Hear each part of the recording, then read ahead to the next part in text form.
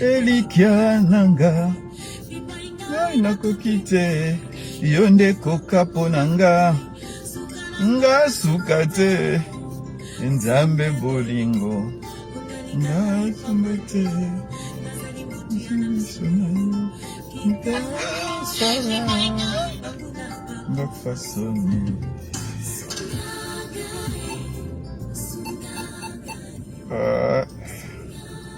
les gars, c'est bon, je suis en ligne.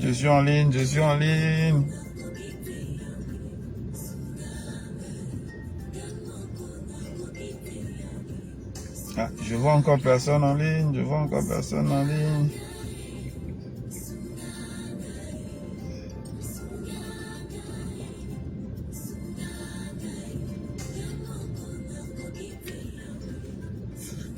Ok. J'étais allé transpirer un peu. Voilà. Se libérer un peu de cette charge-là.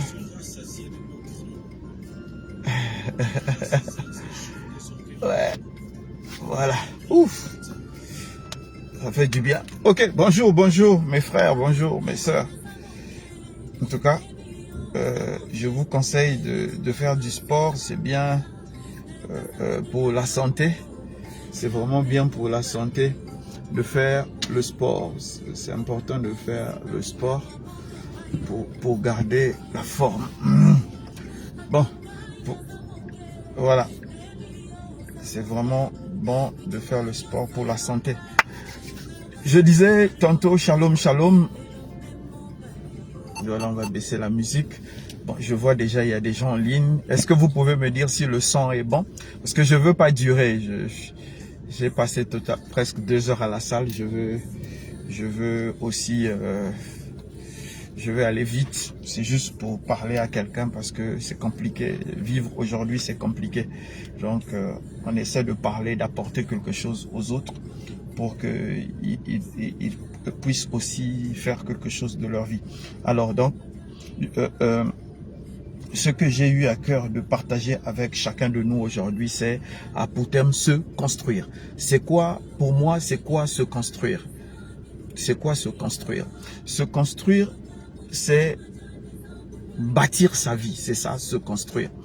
Et je vais parler de se construire en 2 volets. Je vais parler de se construire en 2 volets. Le premier volet que je vais parler, c'est se construire sans un modèle. Vous savez, nous, à notre époque, nous n'avions pas Internet. Même le dictionnaire, c'était un dictionnaire qui avait fait peut-être 10 ans. Et que, les dictionnaires sont chaque année actualisés. Donc, nous, on utilisait 2 fois même des dictionnaires qui avaient 10 ans. Les journaux avaient toujours 1 an ou 2 ans d'informations en arrière. Donc, c'était presque une grâce de trouver un jeune Afrique de cette année. Déjà, quand tu avais un jeune Afrique de cette année-là, tu avais l'impression que tu étais à la une de l'information.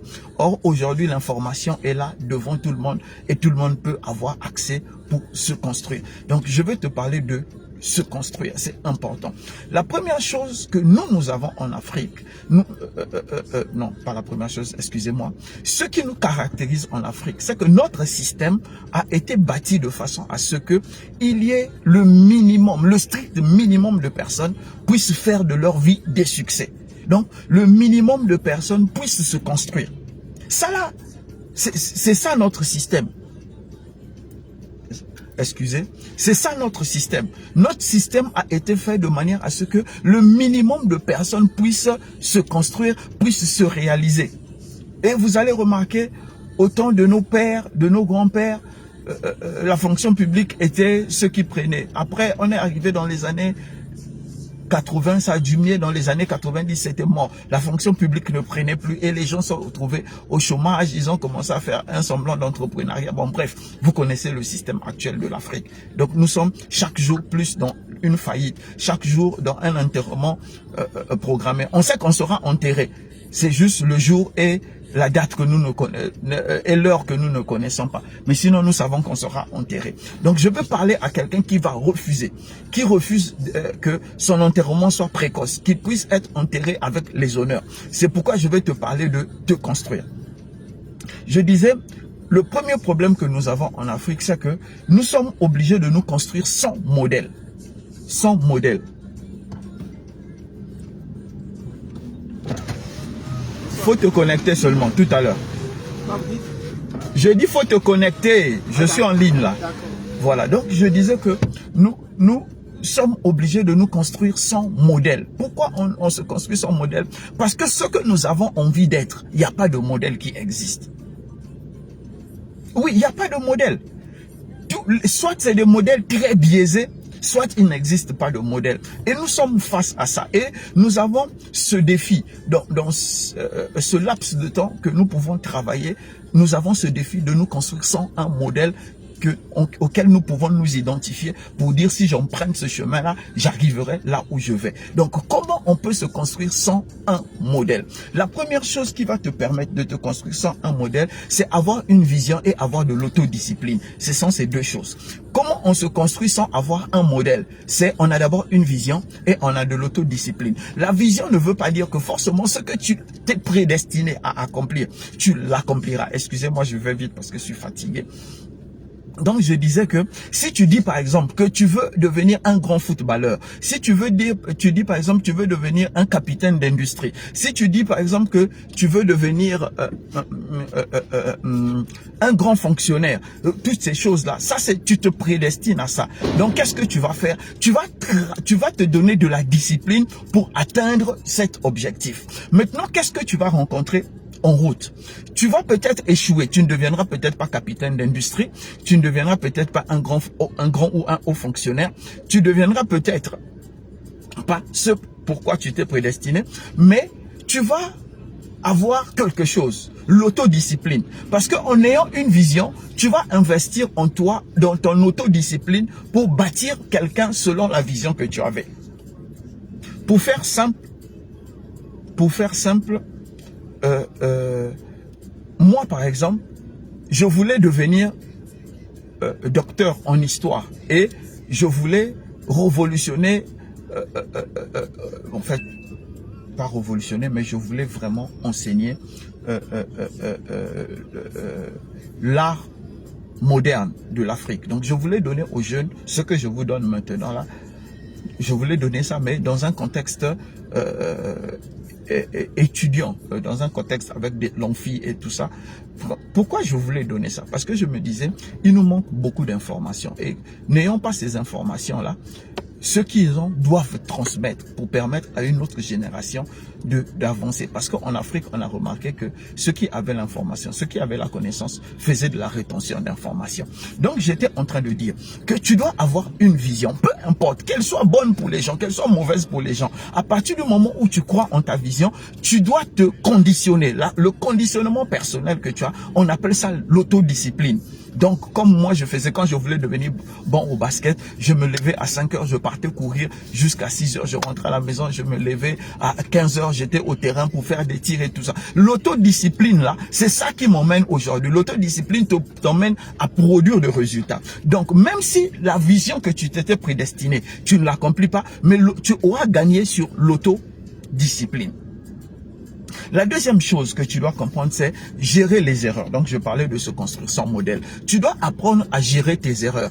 Quand on va quelque part, c'est ceux qui ne vont nulle part, qui ne font aucune erreur. Et ceux qui vont quelque part font des erreurs. Et font même beaucoup d'erreurs. Pourquoi ils font beaucoup d'erreurs? Parce que celui qui ouvre le chemin a le droit de se tromper. C'est celui qui suit qui n'a pas beaucoup le droit de se tromper. Mais celui qui ouvre le chemin a le droit de se tromper. Donc, tu vas te tromper. Et dans ce que tu fais là, dans les temps que tu te trompes là, dans les méthodes que tu te trompes, dans les sujets dans lesquels... Voilà, comme j'ai un problème de connexion, je suis rentré dans la maison. Diminuez les volumes s'il vous plaît, permettez-moi de faire mon live en paix. Je peux avoir un peu de lumière? Voilà, j'ai eu un peu de lumière. Prenez-moi un pied. J'ai un pied de téléphone dans la chambre, là, voilà. Donc, je suis là. J'étais en train de dire que celui qui est en train de débroussailler le chemin. Oh, super, merci. Voilà. Supporter. C'est le live. C'est comme ça, les lives. Donc, j'étais en train de dire que celui qui ouvre le chemin a le droit, il a ce droit de se tromper. C'est celui qui vient derrière, qui suit, qui n'a pas le droit de se tromper. Donc, tu dois développer une méthode pour gérer tes erreurs. Tu dois développer une méthode pour gérer tes erreurs. Donc, les erreurs, tu les feras. Mais il ne faut pas que tu acceptes qu'il y ait une erreur qui t'assassine. Il ne doit pas avoir une erreur qui t'arrête. Il ne doit pas avoir une erreur qui va te saper le mental au point où tu vas tellement être désorienté que tu vas abandonner. Faut comprendre ceci, que tu as droit à l'erreur. Tu as droit à l'erreur. Pourquoi tu as droit à l'erreur? Parce que quand on avance, quand on est en train de se construire sans un modèle, on a le droit de se tromper. Nous sommes dans un système où ce que nous voulons devenir n'existe pas. Et comme cela n'existe pas, nous avons le droit de nous tromper jusqu'à trouver le bon chemin pour devenir ce que nous voulons devenir. Donc, il ne faut pas que tu acceptes qu'il y ait une erreur ou bien que des gens s'appuient sur tes erreurs. Et qu'ils disent, comme tu as fait cette erreur-là, tu es disqualifié pour atteindre cet objectif. Non, l'erreur que tu fais te permet de mieux sauter. L'erreur que tu fais te permet d'améliorer ce que tu fais. L'erreur que tu fais te permet d'aller encore plus loin. L'erreur que tu fais te donne la force pour aller encore plus haut. Parce qu'il n'y a personne qui est allé au sommet sans erreur. Donc, la troisième chose que je disais pour te construire toujours sans modèle, c'est se cultiver.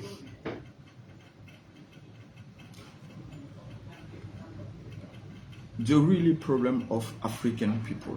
Le réel problème des Africains, c'est la culture. Nous confondons la culture héritée des parents. Et Dylan, écris-moi si le son est bon.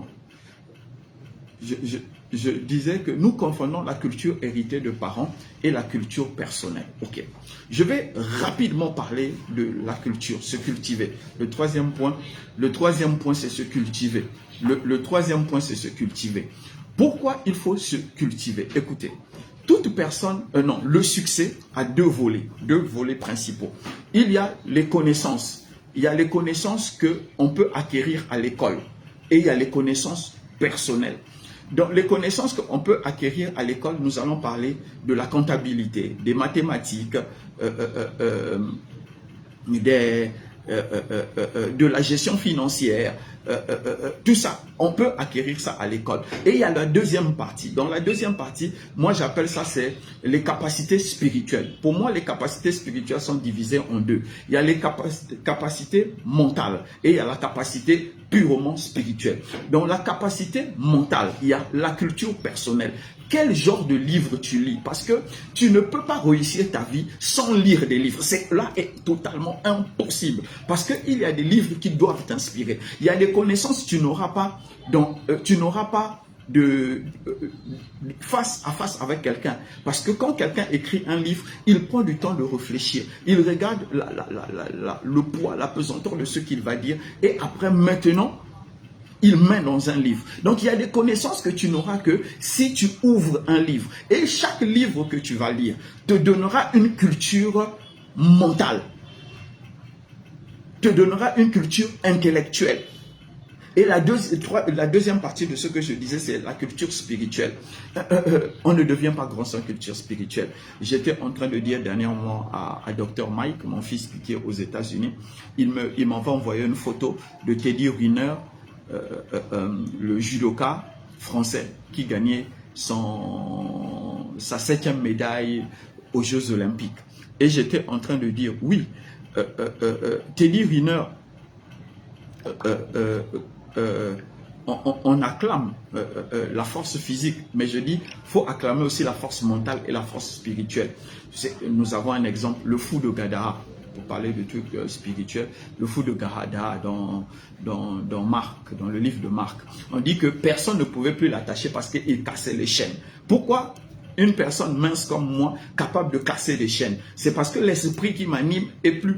me donne une force surnaturelle. Donc, des gens comme Teddy Riner ont rencontré des gens dans le tatami qui ne se battaient pas avec leur propre force. Ils se battaient avec la force que un esprit pouvait leur donner. Donc, c'est lui-même spirituellement. Il n'était pas aussi fort. Il y a un gars 2 fois, 3 fois moins grand que lui qui allait le battre, qui allait le mettre à terre. Donc, ce qu'on doit reconnaître dans tout succès, il y a les connaissances techniques, ce dont j'ai parlé. Donc, si tu veux réussir, tu dois avoir les connaissances techniques. Comme je disais, la comptabilité, les mathématiques et tout ça. Tu dois avoir la force mentale. La force mentale, tu la développeras face aux choses que tu rencontres et les livres que tu lis. Et la troisième partie, ce sera la force spirituelle. Si tu n'es pas spirituel, il y a un niveau de succès que tu ne peux pas atteindre. Dites ce que vous voulez. Pensez ce que vous voulez. Il y a un niveau que quand on n'est pas spirituel, on ne peut pas atteindre ça. Écoutez, si aujourd'hui les gens sont dans les choses là, les toutes ces choses-là. Si les gens aujourd'hui vont chez les féticheurs pour verser l'huile, tout ça, c'est parce qu'ils comprennent qu'il n'y a aucun succès sur cette terre qui n'est soutenu par la puissance spirituelle. Pourquoi ça ne peut pas être, ça doit être soutenu par la puissance spirituelle? Parce que tout succès sur terre est d'abord spirituel avant de devenir physique. J'étais en train de passer, donc chacun n'a qu'à prendre ses marques. Donc je disais que se construire sans modèle, il faut que tu aies de la vision et de l'autodiscipline, il faut que tu saches gérer tes erreurs et il faut que tu puisses te cultiver. Donc toujours dans se construire, je vais encore te dire, se construire dans ces galères. Nous, je vous ai dit au début que notre système là, c'est un système qui a décidé de nous détruire, jamais de nous bâtir. Vous savez, quand tu es tout à l'heure, j'avais, vous voyez, ma culotte, c'est une culotte NBA de Oklahoma, le 9 de Oklahoma. Mon frère Serge Ibaka, c'est son maillot que j'avais tout à l'heure.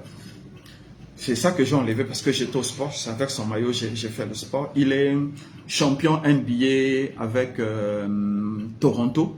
Avec Toronto 2019, sauf si je me trompe, mais je crois que c'est ça. Serge Ibaka, c'est un Congolais. Il m'inspire, c'est pourquoi j'ai essayé de suivre un peu sa carrière en NBA. Comme moi-même, j'ai beaucoup joué au basket. Donc voilà, par exemple, j'étais en train de dire que Serge Ibaka est allé en Espagne et c'est de l'Espagne, il est allé en France. Et quand on va voir, on dira Serge Ibaka, le franco-espagnol. Et il a joué en NBA. Pourquoi? Parce que le système en Afrique, Serge Ibaka, s'il était resté au Congo, sa vie serait finie médiocrement. Il n'aurait rien fait de bon. Alors qu'il avait tout le potentiel, toutes les capacités pour jouer en NBA et devenir ultra riche. Mais le système africain tue tous les talents, tue tous les talents, tue tous les talents. C'est pourquoi je dis, donc, se construire dans ces galères. La première chose que tu dois comprendre, c'est qu'en Afrique, nous n'avons pas d'opportunité. Bon, j'exagère un peu, hein? Ça va aller. On a très peu d'opportunités, très peu d'opportunités. Très peu d'opportunités. Si bien que, vous savez, en économie, plus la chose est rare, plus sa valeur augmente. C'est une loi économique. Donc, plus une chose est rare, plus son coût est élevé parce qu'il y a beaucoup de gens qui veulent la même chose, donc le prix augmente. Voilà, donc les opportunités sont rares en Afrique pour s'accomplir, pour se bâtir. Ça, on ne peut pas refuser ça. Il faut que chacun de nous puisse intégrer que papa, maman, tonton, tout ça, ils ne peuvent pas vous donner tout le temps l'opportunité. Ce n'est pas possible. Même eux-mêmes, ils sont limités par le nombre d'opportunités disponibles de fois. Donc, de fois, quand un oncle t'a fait une promesse, il n'a pas tenu. Ce qu'il ne peut pas t'expliquer, parfois, quelqu'un de plus important que lui juste est passé et a pris cette opportunité parce que lui, il n'avait pas le poids nécessaire. Bon, beaucoup aussi, c'est de la mauvaise foi. Donc, je disais qu'il faut intégrer dans notre tête que l'opportunité en Afrique est rare. Donc, on ne donne pas l'opportunité à n'importe qui. Donc, la deuxième chose que tu dois comprendre dans se construire dans ces galères, c'est le coût des opportunités. L'opportunité étant rare, l'opportunité doit avoir un coût. Je vais parler maintenant tranquillement, calmement. Pourquoi il faut payer un prix pour avoir l'opportunité. Aujourd'hui, si les gens, surtout nous en Afrique, sont devenus, pour beaucoup, les LGBT+, voilà, c'est le mot consacré. Pour nous, ce n'est pas ce n'est pour beaucoup, ce n'est pas pour le buzz, ce n'est pas pour être vu, c'est la galère. C'est la galère. Voilà. Il y a encore le coût élevé de l'opportunité. Je vais te dire, il y a un jour, une fois, il y a quelques années, j'étais allé voir un multimilliardaire. C'est un grand à moi. Actuellement, je ne sais pas où il se trouve, mais c'est un grand à moi. Je suis allé le voir et on a discuté. Il m'avait appelé, je suis allé à son bureau et on a discuté. Et il m'a expliqué, mais tes affaires, comment, tout ça. Et je lui ai expliqué un peu les difficultés dans laquelle, parce que c'était vraiment la période dans laquelle j'étais entré dans les difficultés, ma période vraiment de galère, quand les affaires ont chuté, j'ai perdu plusieurs millions et tout ça. Donc c'était cette période-là.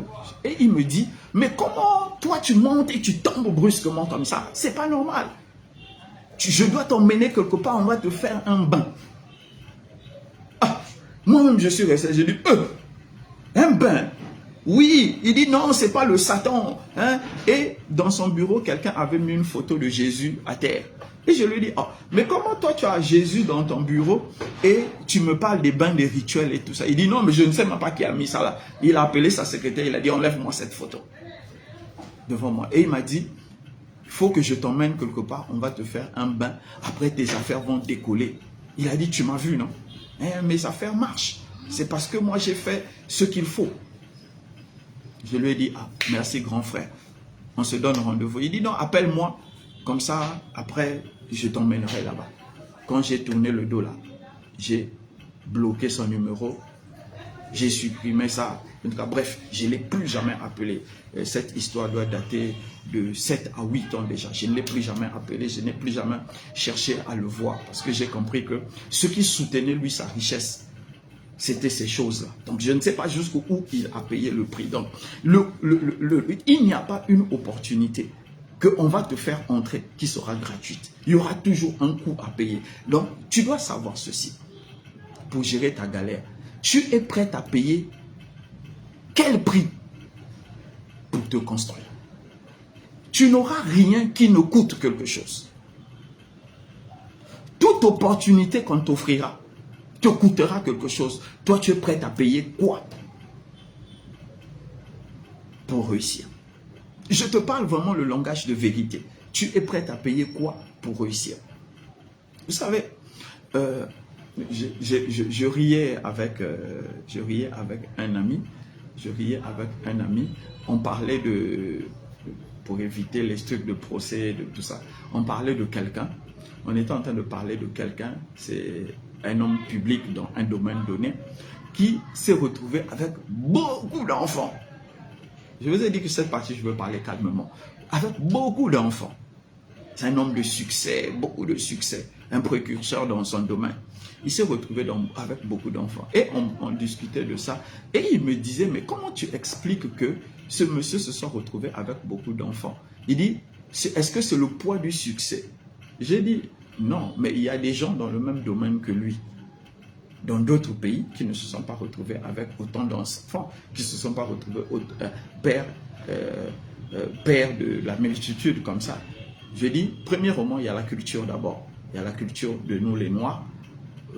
On fait beaucoup d'enfants. Je dis, laisse ça. Mais je dis, il y a une deuxième chose, c'est que il y a deux fois des fétiches que les gens prennent. Il y a des fétiches que les gens prennent.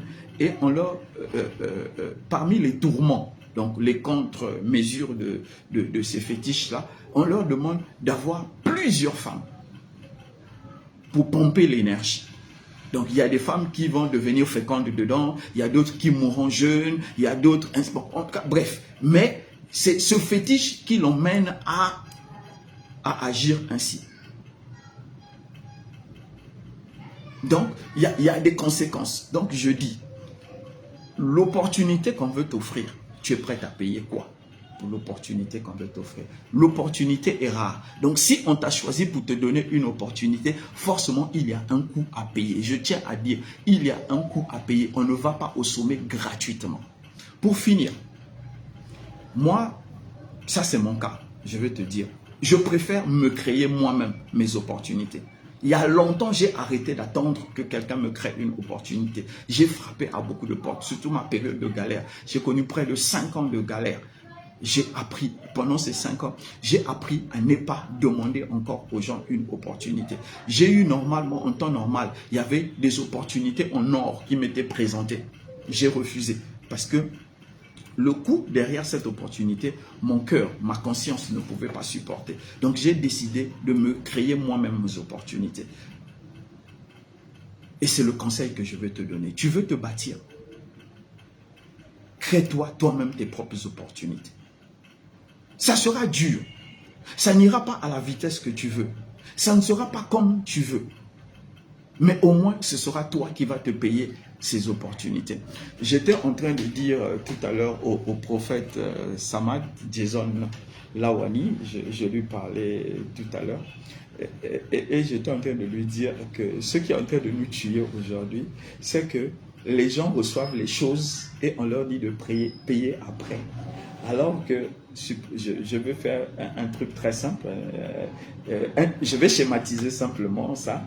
Disais, ok, on t'offre une voiture neuve. Supposons, on va prendre quelle voiture, par exemple, voilà, la dernière BMW, la i7 de BMW, qui coûte, je ne sais pas, 50 millions. Quelqu'un vient, il dit, voici, je t'offre la BMW. Tu n'as pas souffert, boum, tu prends la BMW. Et tu as commencé à rouler dans la BMW. Maintenant, après, on te dit, maintenant, il faut payer la BMW. Tu sais, l'effet que tu aies pris goût, l'effet que tu aies pris la voiture, la BMW qui coûtait 50 millions, tu peux la payer 60 millions, tu peux la payer 70 millions, tu peux la payer 100 millions, tu peux la payer 150 millions, tu peux la payer même jusqu'à 200 millions. Parce que celui qui t'a donné, avant que tu n'aies payé le prix, te fera du chantage. Et ce dont je suis en train de parler, si vous ne me croyez pas, si vous avez des parents en Europe, posez-leur la question, pour ceux qui ont pris des emprunts immobiliers surtout. Ils vont vous dire qu'en Europe, l'emprunt immobilier n'a pas un taux fixe. Et la plupart des emprunts, même pas immobiliers, n'ont pas un taux fixe. Donc cette année, tu peux payer 20 000. L'année prochaine, pour le même truc, tu vas payer 25 000. Et ça fait que les gens se retrouvent endettés pendant des années. C'est ce système que le monde utilise. Quand tu n'as pas payé le prix avant. Alors, si tu as économisé, tu as travaillé, tu as souillé, tu as pris tes 50 millions, tu es allé acheter ta BMW i7, en ce moment-là, tu es tranquille. Personne, après avoir payé, viendra te demander un prix. C'est pourquoi je dis, je préfère que, c'est mon conseil, je préfère que tu crées toi-même tes opportunités. Si tu veux te construire, décide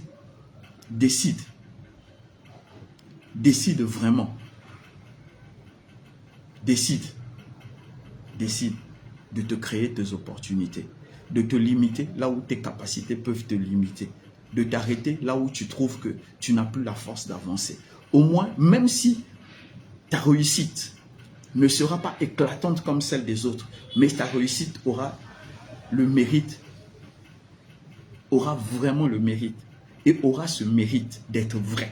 Parce qu'aujourd'hui, il y a beaucoup de réussites à des prix pas possibles. Je suis un homme d'église. Mais si on ouvre notre bouche pour dire ce qui se passe dans l'église, dans ce que les gens sont en train de bâtir, les multiplications d'églises, où les gens dorment pour soutenir leur église, je pense qu'il y a beaucoup de gens qui quitteraient les églises. Parce que tout le monde veut le succès. Et les gens sont prêts à payer le succès, même sur la vie des autres. C'est pourquoi je te dis, bâtis toi-même ton succès. Bâtis-le à la sueur de ton front. Donne-toi les opportunités que tu peux te donner. Travaille sans attendre quelqu'un. Et décide de te construire comme quelqu'un qui va devenir un modèle. Vous savez, les faux modèles ne laissent jamais de témoignages. Ce sont les vrais modèles qui laissent des témoignages. C'est pourquoi Sur ce, je peux te dire, c'est possible de se construire sans un modèle, c'est possible de se construire dans la galère. Si tu crois assez en toi, si tu es un travailleur, je crois, tu y arriveras. Je suis en chemin. Je ne peux pas te dire, prends-moi comme modèle parce que je suis encore loin. Mais le peu de choses que je fais montre que je suis sur le chemin. Et à la fin de ma vie, ceux qui écriront à la fin de ma vie, ma biographie, diront, il n'a peut-être pas fait ci, il n'a peut-être pas fait ça, mais il a été réel dans sa démarche. Shalom, shalom, Chris Mabiala pour vous servir.